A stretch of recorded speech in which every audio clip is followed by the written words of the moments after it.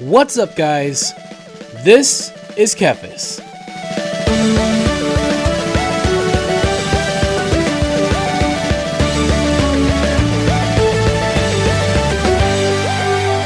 Okay, so the next part of this zone has us killing these black bears, and this could possibly take forever. So, yeah, I'm not sure. It depends.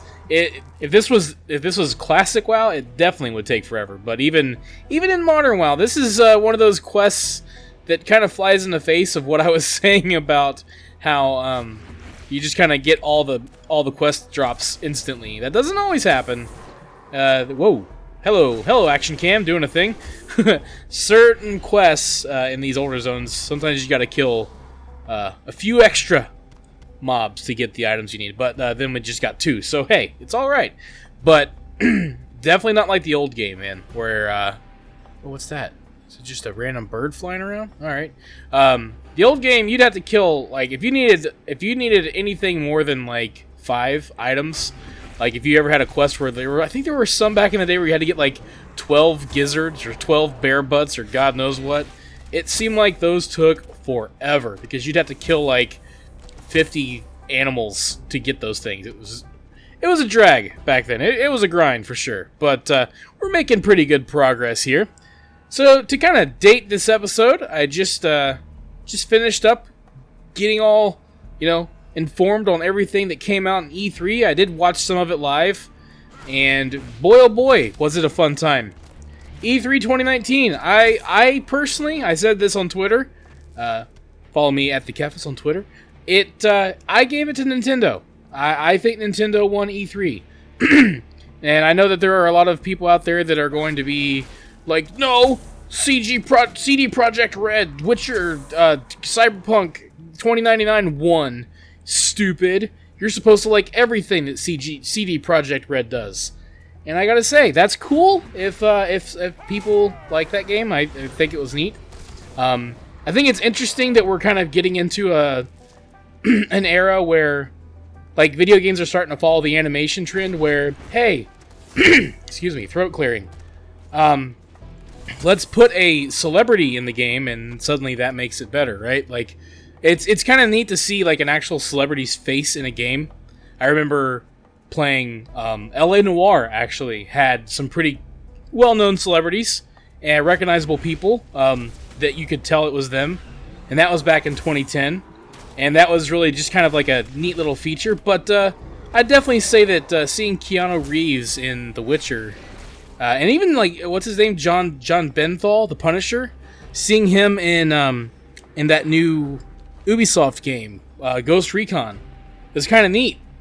But yeah, I'll be honest, this is just kind of me, and I'm not saying that it's bad. I think it's cool that Keanu Reeves seems like a really incredibly likable guy.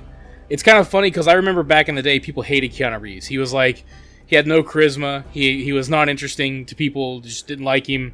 And now all of a sudden, he's loved. The Wick movies kind of made him a lot more endearing, and he honestly seems like a very likable guy. But I'm not a celebrity obsessed person. Like, I'm not one of those people that, like, I don't like look at celebrities and just like a lot of people do. A lot of people just like, oh my god, celebrities! Oh my god, it's great.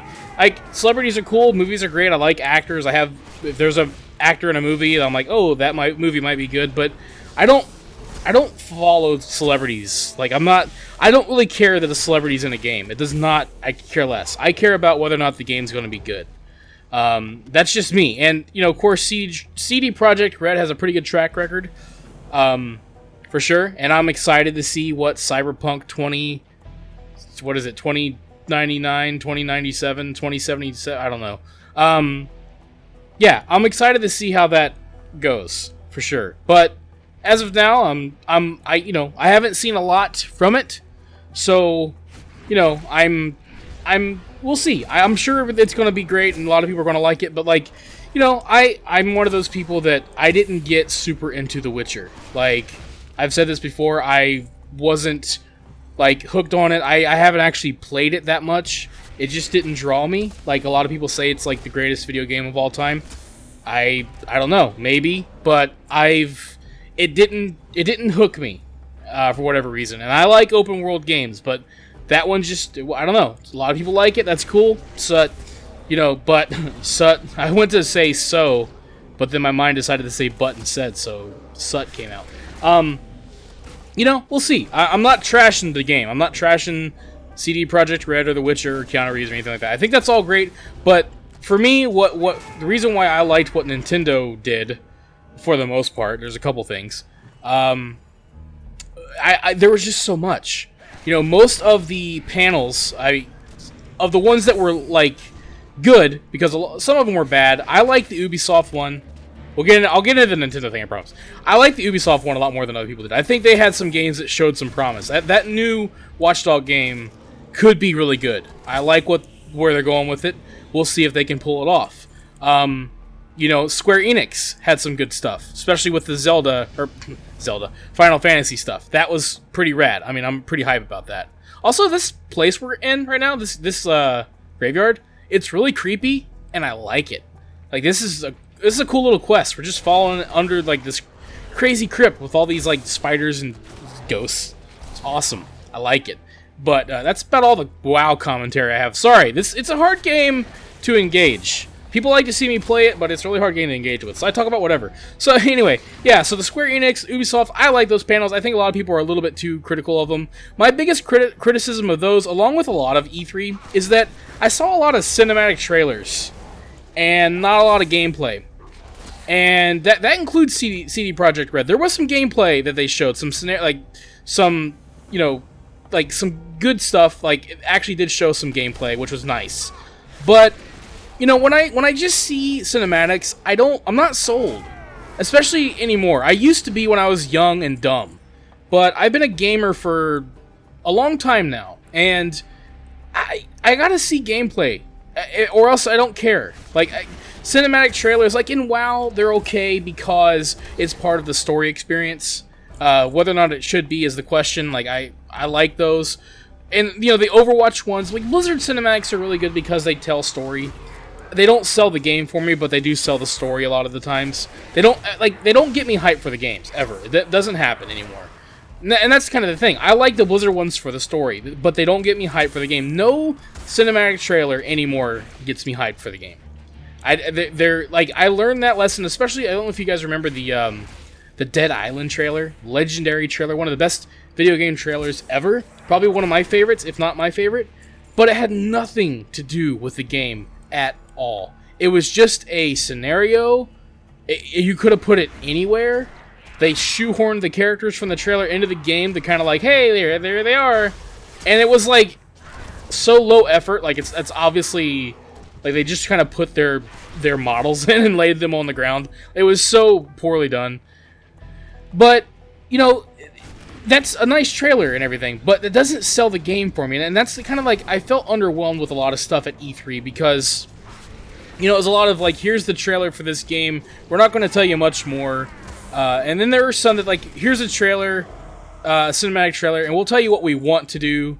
And that's all fine and good, but it just doesn't work for me anymore. I want more. And I was feeling that way a lot. Then Nintendo walked out on the stage, and they gave me a lot more. They gave me more from games that are coming out sooner. And there was a lot of stuff that I already knew was coming, so that's kind of the thing. Like, Nintendo has been doing their Nintendo Direct, and I think it's like the new way to make announcements to get your fans, your customers hyped. These Nintendo Directs are nailing it all the time. And it's weird. It's like seeing E3 is kind of like, well, whatever with them. But they showed a lot of good gameplay for games that are coming. They did have some trailers that were really exciting and did get me excited because of what they represent. So like the Zelda announcement for basically Breath of the Wild 2, whatever they're going to call it, kind of had this Majora's Mask kind of vibe. Ooh, I might get my butt kicked here. Let's just run right out of there. Holy crap. Jeez, that was like World War Z all of a sudden. But yeah, you know, so there was a lot of cool stuff going on, like with the Nintendo stuff. I'm really excited about a lot of games that the Nintendo panel had to offer, and I think the reason why it wins for me is the sheer number of games that are coming out within the next not even 12 months have me really excited. And the way Nintendo did it, like the way they had Banjo, the band, like they did all this cool stuff throughout the whole event, and then they announced Banjo in the most epic way imaginable. Like they teased us, and then they reverse teased us, and then they teased us again, and it was just like, dude. And then Banjo's finally, being announced. And that was like that was even after they had announced the next character, which is the Dragon Quest hero, which cool, kind of underwhelming, for us people over here, because like I know Dragon Quest is huge over in Japan, and it's a good series. I've played a little bit of it, but like I was like, oh man, that's cool. Hopefully the next one will be someone that I'm really into, because Banjo's like my main pick. And then they announced Banjo, and it was like, holy crap, like, oh my god, that was a great. And the way they did that, they did it in a way that they knew that they would get fans to just jump out of their seats. And I felt like a kid through that whole thing. And then after that, you're thinking it's over. They're like, we got one more announcement. Boom, Breath of the Wild 2. And like, I remember like almost knocking my desk over, like knocking my whole setup over, because I jumped in excitement. Like I felt like a kid again. And that's something that Nintendo does. Maybe it's because I have such a connection to Nintendo. You could call me a fanboy. I've had a lot of,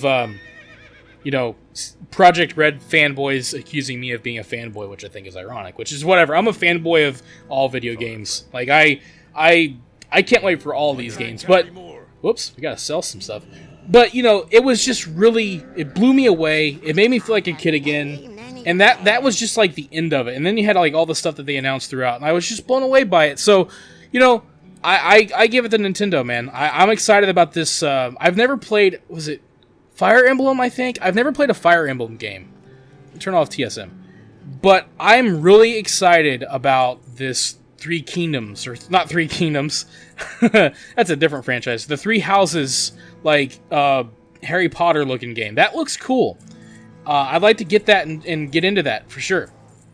You had Link's Awakening, which is a big deal for me, because you guys know I can't see very well. I have vision problems. No secret, that's kind of what this channel is about. Blind guy who plays video games. I've never been able to play Link's Awakening because it's on a tiny screen.